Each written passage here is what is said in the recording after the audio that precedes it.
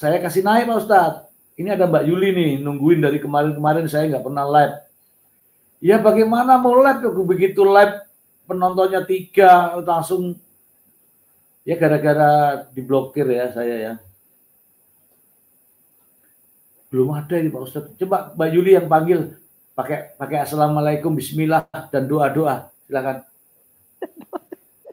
Bismillahirrahmanirrahim. Halo Pak Ustadz Zulkifli, silakan masuk di live streaming Mr. C di Mr. C Bicara di YouTube. Channelnya Mr. C Bicara.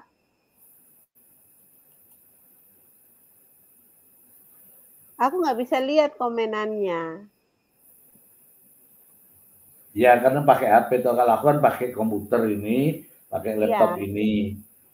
Nih saya tunjukin nih, ini ada linknya nih, saya sudah tunjukin tuh linknya. Ya sebut Mbak Yuli, ini Pak Ustadz linknya, silakan dipencet saja. Pak Ustadz, ini sudah ada di depan layar Mr. C untuk linknya. Kurang seru kamu tuh, coba assalamualaikum warahmatullahi wabarakatuh. Pak Ustadz, aku butuh dirimu gitu, coba. Aduh, kok Mr. C aneh-aneh nih. Assalamualaikum warahmatullahi wabarakatuh. Emang pengajian? Kalau bicara sama Pak Ustadz harus gitu. Halo, assalamualaikum warahmatullahi wabarakatuh. Waalaikumsalam warahmatullahi wabarakatuh. Yang terhormat Pak Ustadz Zulkifli. Wah itu ada yang terhormat kayak rapat kepala sekolah itu. Dipersilakan. Oh, itu kan orang terhormat, Mr. C. Ya. Yang saya hormati. Oh, yang saya hormati Bapak Ustadz Zulkifli. Silakan menuju ke forum live streaming Mr. C Bicara. Sekarang juga ditunggu kedatangannya Pak Ustadz. Silakan. Di kursi yang telah kami persiapkan. Di kursi yang kami sudah sediakan buat Pak Ustadz. Silakan, monggo. Di depan. Dicampur iki bahasa Jawa nih. Ono silakan ngambil monggo itu. Di depan layar Mr. C ini sudah ada linknya. Silakan langsung dipencet aja untuk ini Kartika ini dari Kartika ini. Mbak Kartika, akun saya itu diganti dengan petarung tunggal. Coba lihat, ikutin ya, di petarung tunggal. Loh, petarung tunggal Pak jenenge lho. Petarung tunggal itu ada nama tersendiri, arti tersendiri Mr. C. Ya aku paham. Aku kok golek ini wingi ora petarung tunggal malah karung tanggal ngono iki. Silakan ikutin petarung tunggal TikTok-nya. Petarung tunggal teman-teman. Silakan di apa namanya itu diikutin di petarung tunggal. Jangan seperti saya. Saya kemarin tuh nyarinya itu karung tanggal. Pantesan nggak ketemu, ternyata TikToknya namanya petarung tunggal. Artinya apa? Dia ya sak karpet dhewe kok ndekne dhewe gitu loh petarungnya. Ya. Ada artinya Mr. C, petarung tunggal itu kisahnya itu ya itu. Ya itu. Bisa gini. Dari pertama mulai ngontrak rumah, tidak punya rumah, terus sampai sekarang itu bisa beli rumah, itu adalah petarung tunggal. Karena atas namanya sendiri. Tanpa ini kalau suamimu minta kalau suamimu minta harta gono gini gimana? Ada Pak Ustadz. Kamu jangan bicara sembarangan ya. Ini Pak Ustadz datang. Hati-hati Oke, kamu, siap, siap, jangan siap, main-main ya. siap. Saya diam. Aku mana kopiah, mana kopiah. Saya panggil dulu. Saya persil. Coba kamu bilang, kamu Mbak Yuli yang bilang. Selamat malam Pak Ustadz. Assalamualaikum Ya. warahmatullahi wabarakatuh. Kepada Bapak Ustadz Zulkifli dipersilakan duduk paling depan. Assalamualaikum. Waalaikumsalam. Waalaikumsalam Pak Ustadz. Ini kalau saya yang manggil susahnya minta ampun. Kalau Mbak Yuli yang manggil langsung datang nih. Ini saya Ya, tadi Pak Ustadz, ya. cari linknya tadi nggak ketemu. Pak Itu Ustadznya ada masih linknya. ganti nama tadi, Mr. C. Enggak, Pak Ustadz nggak ganti-ganti Halo Pak nama. Ustadz, apa kabar Pak Ustadz? Sekian lama kita tidak gini ya. Ya, alhamdulillah. Ini lagi meriang sebenarnya. Tuh kan. Lekas sembuh Pak Ustadz. Ya, kemarin kan camping 3 hari 3 malam. Acara kegiatan retreat. Acara di mana Pak Ustadz? Di Bogor. Itu diklat apa itu ya? Moderasi beragama, diklat moderasi beragama di Bogor. Soalnya kan hujan terus di sana ya. Iya. Moderasi beragama ya. Iya. Terima kasih nih saya ucapkan untuk Pak Ustadz atas kesediaannya hadir di channel YouTube saya Pak Ustadz. Beralih sekarang ke YouTube ya, nggak di TikTok lagi. Oh bukan beralih Pak Ustadz. Semua sumber daya dikerahkan menghadapi situasi global tentang apa namanya ini, tentang teknologi. Itu Pak Ustadz sekarang sisiran juga kayak saya.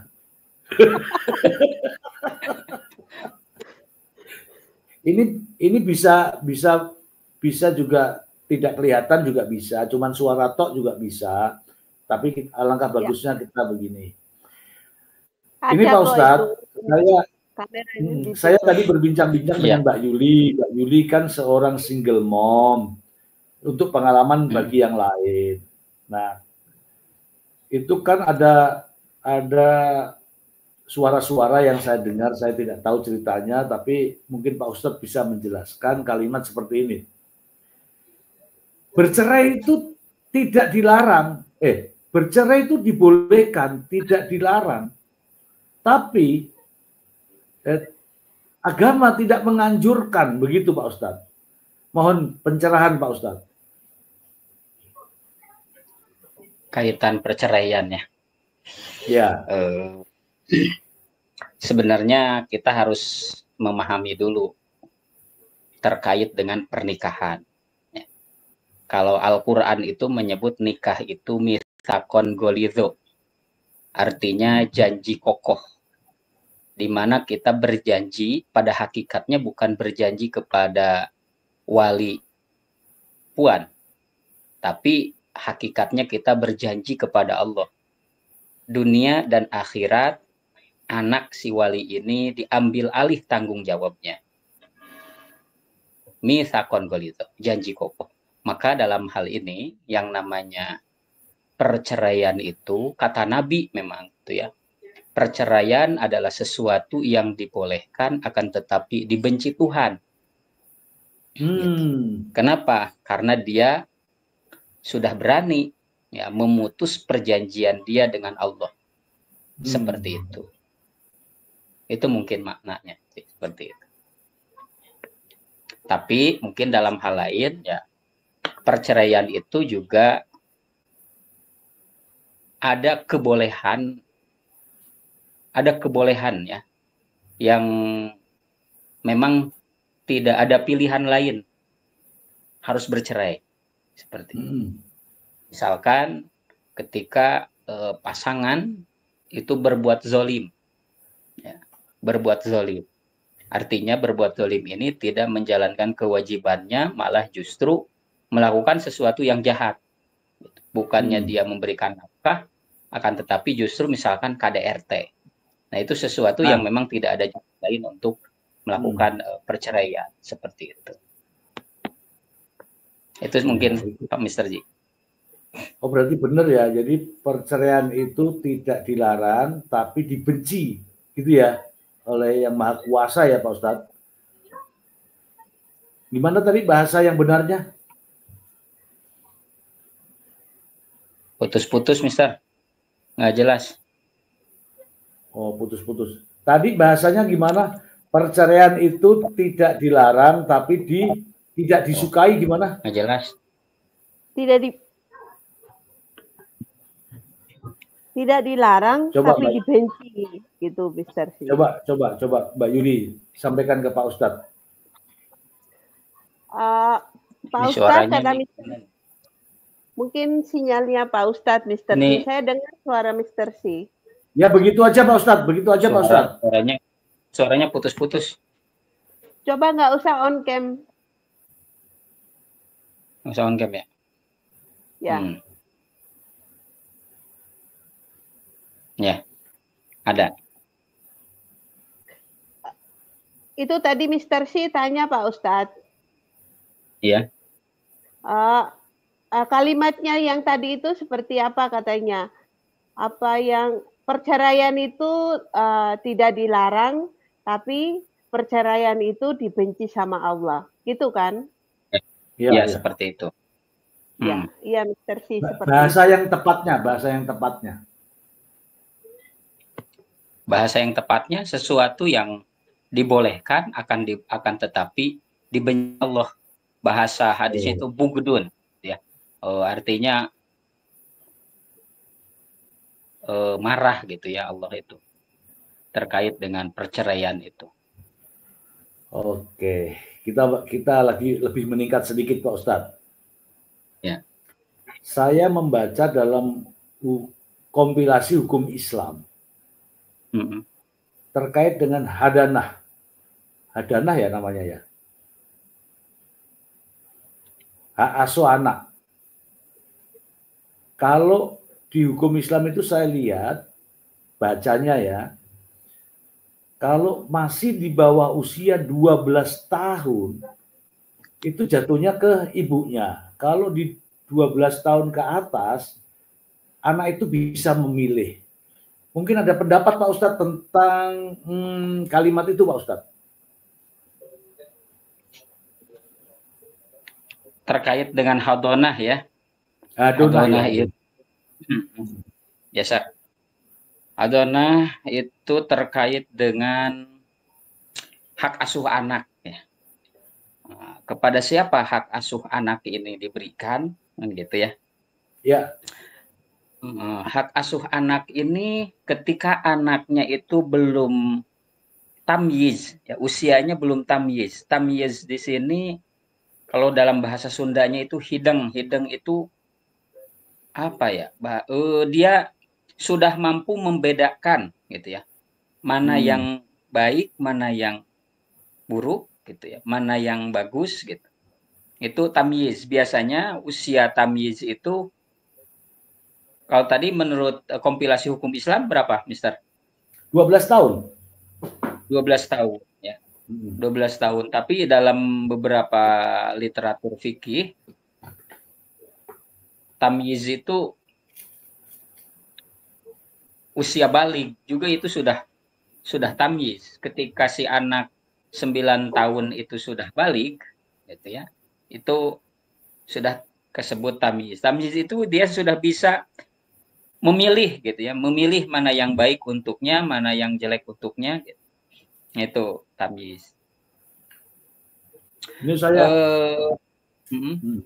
saya bacakan dulu. Dalam Islam, anak yang belum mumajid atau belum berusia 12 tahun biasanya diasuh ibunya. Begitu Pak Ustadz? Ya, mumayyiz itu orangnya, tamyiz itu sikapnya, sifatnya gitu. Mumayyiz. Nah, dalam beberapa referensi Islam fikih gitu ya, 7 tahun itu sudah bisa masuk tamyiz sebenarnya. itu ya, dalam beberapa kitab-kitab literatur fikih 7 tahun itu. Tapi mungkin ini hasil ijtihad para apa namanya ya, para ahli agama di kita ya, itu menyimpulkan 12 tahun gitu. 12 tahun. Nah, seperti itu. Ketika sudah 12 tahun, maka si anak boleh memilih mau ikut siapa. Seperti itu. Tapi walaupun demikian bahwa si anak itu, hak asuh anak itu berada di ibu gitu ya, ketika belum mumayyiz, itu ada syaratnya, diantaranya yang pertama, syarat si ibunya itu berakal sehat ya, dia akalnya sehat, tidak gila. Kemudian kalau misalkan anaknya itu muslim, ya harus ibunya harus muslim gitu. Ketika kemudian juga memiliki sifat, bahasanya itu ifah. Ifah itu artinya bisa menjaga kehormatan si ibunya itu. Kemudian juga amanah, bisa dipercaya. Kemudian juga memiliki tempat tinggal. Si ibunya itu memiliki tempat tinggal. Yang kedua, yang kemudian si ibunya itu belum menikah lagi dengan laki-laki yang lain. Itu diantaranya. Tuh. Dengerin tuh Mbak Juli. Iya, Mr. C. Tadi Kalau kan ada saya ceramah, bilang, Mr. C.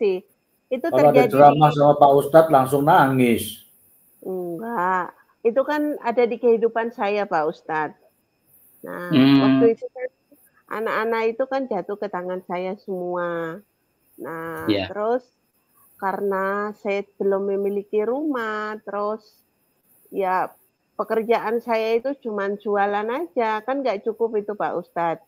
Akhirnya saya serahkan ke mantan suami gitu. Dengan kesepakatan kita membesarkan bareng-bareng gitu. Iya, iya. Bagus, ada kesepakatan itu ya. Jadi si anak tidak kehilangan sosok ibunya gitu kan. Kemudian juga ayahnya pun juga mau bertanggung jawab seperti itu.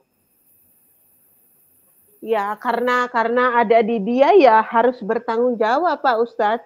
Kalau mungkin di saya itu mungkin nggak ada gitu. Tapi jatuhnya dulu di mana Mbak? Di ibunya atau di bapaknya? Di saya, Mr. C. Di ibunya, tapi karena ibunya nggak sanggup, nggak punya uang, terus minta tolong suami mantan gitu. Iya, kita itu bukan gini, kita mau membesarkan anak-anak bareng gitu, Mister, karena kesepakatan. Nah, saya itu gini, Mister C. Ini kan bapaknya kan masih ada gitu. Jadinya saya itu kalau saya bawa ke orang tua saya itu menjadi beban gitu, Mister C. Sedangkan bapaknya masih hidup, kecuali amit-amit nih bapaknya sudah meninggal gitu, mungkin saya bawa gitu ke keluarga. Nah, karena bapaknya masih hidup, masih sehat, masih bisa kerja, otomatis saya harus berkomunikasi dengan bapaknya, kita sepakat, kita membesarkan anak-anak gitu. Tapi ya dengan tanda kutip harus bertengkar dulu, Mister C.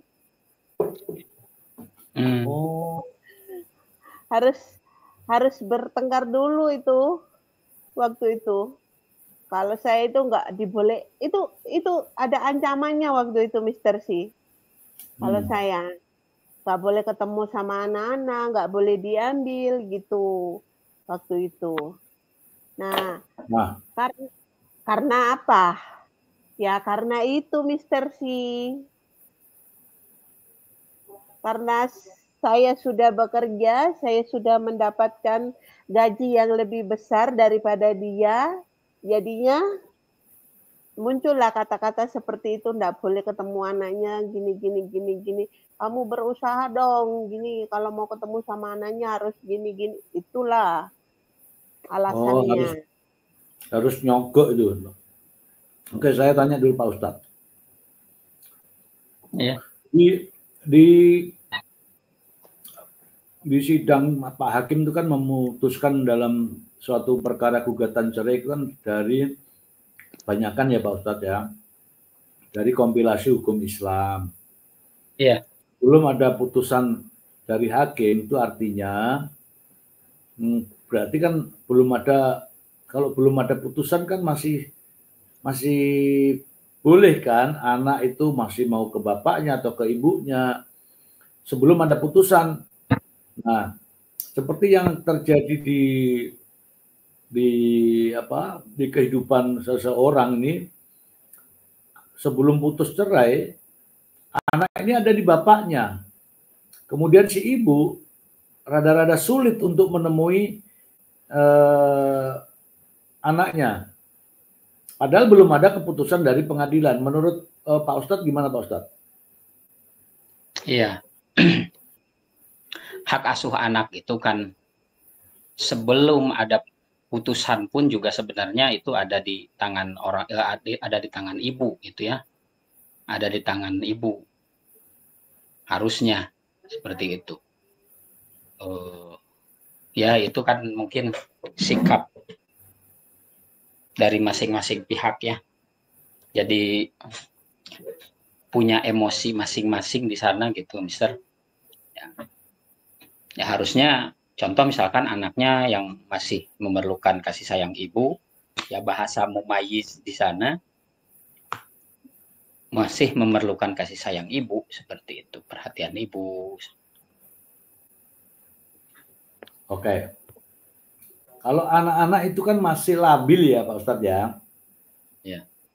Hari ini saya belikan anak itu permen, pasti nurut sama saya Pak Ustadz. Hari ini saya belikan balon, pasti sayang sama saya. Oke. Ketika kita memanjakan anak, belikan handphone, belikan balon, belikan coklat, makanan yang enak, tempat permainan, itu posisi itu karena anak ini dilengkapi dengan permainan-permainan. Anak ini masih usia di bawah 5 tahun. Pastilah anak ini mengatakan bahwa sayang sama papanya, ya nggak? Iya, pasti seperti itu ya. Karena apa? Ada pancingannya tadi. Sementara dia tidak menyebutkan sayang mamahnya. Karena apa? Karena mamahnya tidak menyiapkan mainan-mainan yang tadi. Menurut saya, pertanyaan saya, adilkah mengukur seseorang, mengukur anak dengan cara seperti ini Pak Ustadz? Dalam kondisi seperti ini. Iya. Makanya kaitan dengan mumayyiz itu kan anak yang belum bisa menentukan sikap mana yang benar untuknya, mana yang baik untuknya, mana yang buruk untuknya, seperti itu. Makanya di sana pengaruh ya jajanan gitu ya, sogokan itu berpengaruh sama, karena memang si anak belum bisa menentukan sikap yang baik gitu. Dia hanya melihat materi yang diberikan orang tuanya, akhirnya ya dia ucapkan sayang sama siapa yang memberikan dia banyak hadiah, memberikan banyak dia sogokan, seperti itu. Itu sebenarnya di awal sih ya. Di awalnya memang harusnya si ibu harusnya sigap gitu ya. Lebih ke mengambil alih si anak itu, seperti itu. Kayak nanti ketika ada putusan, kayak pilkada. Kayak pilkada, mana-mana yang ngasih iming-iming, dia itu dibilangin sayang. Nah, itu. Tapi berpengaruh juga sama lingkungannya, Mister C. Ya. Apalagi ya, ini terjadi di kehidupan saya. Nah, ketika anak-anak itu sama bapaknya, itu dari lingkungan itu Pak Ustadz. Ada yang mempengaruhi juga, seperti ini. Mamamu itu keras, suka mukulin kamu, katanya gitu. Nanti nggak usah ikut mamamu, ikut bapakmu aja. Itu ada seperti itu. Tapi ketika saya pulang kemarin itu, anak-anak di saya sempat, yang Bagas itu Mister C, yang nomor 2 itu tanya ke saya, apakah di waktu kecil saya dulu mama pernah pukul pakai sandal, katanya. Saya bilang tidak. Siapa yang bilang? Oh, itu si nenek itu yang kasih tahu, si bude itu yang kasih tahu ke saya, katanya. Karena di waktu kecil saya itu mama itu sering mukul saya, katanya pakai sandal gitu. Kamu percaya enggak? Makanya mama sekarang itu udah pulang, terus saya tanya, katanya, saya itu enggak pernah mukulin kamu pakai sandal. Tak gituin Pak Ustadz. Itu dari sekitar, lingkungan sekitar.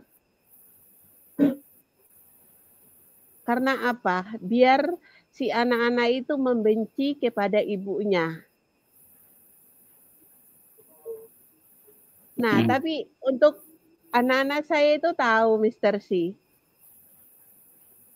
Tahu, mengerti ketika saya itu nggak pernah mukul.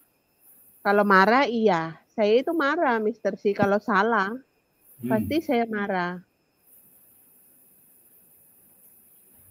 Oke. Pak Ustadz. Ya. Ini kan beritanya sudah beredar di mana-mana. Ya wajar lah kalau kita membahasnya karena ini bagian dari masalah sosial yang terjadi di masyarakat. Kasus gugatan perceraian ini begitu heboh terkait dengan Mbak Imbong yang menggugat Paula Verhoeven cerai dikarenakan perselingkuhan. Iya. Karena perselingkuhan. Padahal perselingkuhan sendiri, Pak Ustadz, kan harus dibuktikan. Harus dibuktikan. Ketika nanti bahasa selingkuh itu tidak bisa dibuktikan, ini kan sebenarnya sudah menjatuhkan harkat dan martabat wanita. Kalau tidak bisa dibuktikan, kemudian suami menyampaikan hal-hal yang seperti ini, menurut Pak Ustadz gimana Pak Ustadz? Ya, nah ini sebenarnya yang mesti jadi pelajaran bagi kita ya. Iya. Bahwa justru dengan dibukanya ke publik gitu ya, diekspos ke publik, itu sesuatu hal yang memang menunjukkan keburukan dari si suaminya. Ketika suami mempublish, mengekspos keburukan rumah tangganya, itu sama dengan dia mengekspos keburukan dia sendiri. Kenapa? Iya, kenapa? Ada satu, kemana tuh keluar? Biasa Mbak Yuli tuh keluar masuk. Mbak Yulinya keluar.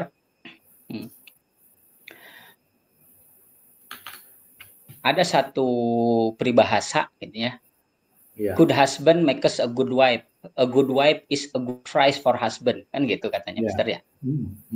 Good husband makes a good wife. Seorang suami yang baik, seorang suami yang soleh, itu membuat istrinya menjadi soleha, membuat istrinya menjadi baik. Dan good husband makes a good wife. A good wife is a good price for husband.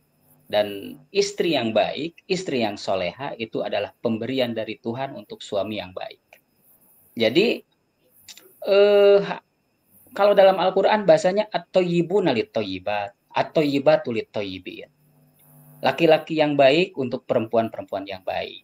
Perempuan-perempuan yang baik untuk. Nah, maknanya apa? Bukan masalah yang baik dengan yang baik, bukan. Tapi ketika ada keburukan dari